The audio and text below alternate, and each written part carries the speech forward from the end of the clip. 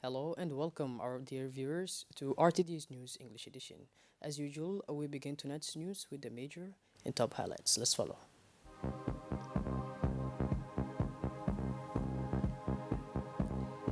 For the training of trainees inspector in France,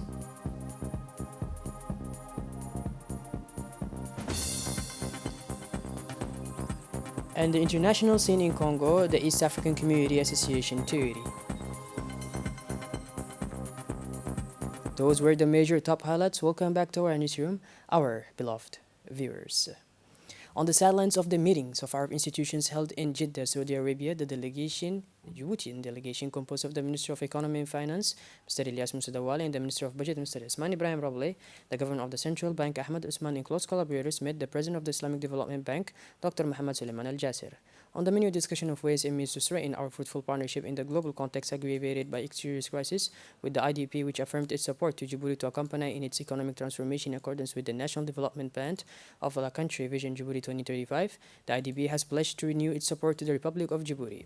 Also took part of the ambassador of Djibouti to the Kingdom of Saudi Arabia, Dr. Diaddin Said Ba'makrama. The Secretary General of MENFOP, Mohamed Abdullah Mahyoub, led a video conference meeting with the representatives of the French Ministry of Education, Research and Sport, the Institute of Higher Education and Training, the French Inspector General, representative of the French Ministry of Foreign Affairs, and academies and campus France. The virtual meeting focused on the reception and statutory training of training inspectors in French academies. The virtual meeting was attended by the Council of Cooperation and Cultural Action of the French Embassy in Djibouti, Stephen Gallet, Antoine Perez Wongla in charge of cooperation, the Inspector General, Mrs. Muna Ismail Abdo, and Mr. Mahdi Umar, the Deans of Inspectors, and the 18 trainee.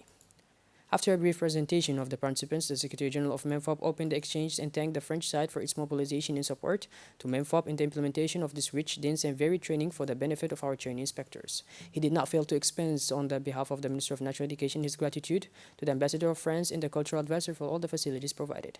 He emphasized the interest of this training of the senior MENFOP officials who are the inspectors and the political will to transform the Djiboutian educational system.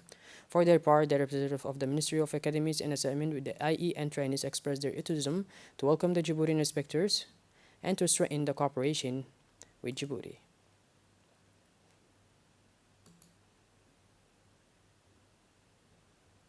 In the framework of price control operation throughout the national territory to enforce the prices set by the ministry, this Sunday, April 3, 2022, the inspections took place in the commune of Balaos, Blas Rambo, and Market of Riyadh. The control seized the traders of the place to remind them the obligation of deliveries of invoice for any commercial transaction.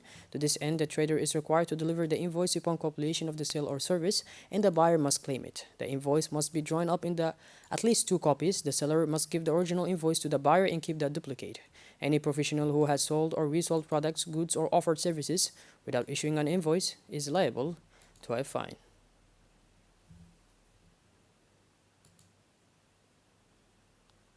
During the month of Ramadan, the religious fervor increases and the young is followed by our population. The practice of sports increases in each month of Ramadan. The practice of activities is visible in many neighborhoods of the capital. Every afternoon and those until the Futur, the sports grounds and spaces are invaded by the amateurs of soccer also in Djibouti City.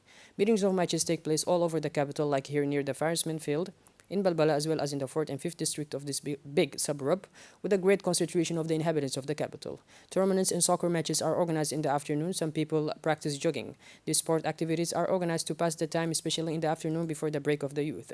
It is a moment shared by the young and not so young, whose autism is palatable to practice sport activities during the day.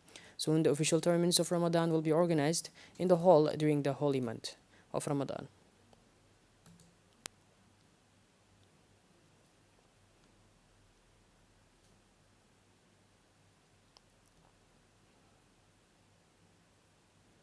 Moving on to the headquarters of the Regional Council of Ali Sibih hosted yesterday morning a popularization workshop on the Sustainable Development Goals, which is also known as SDGs.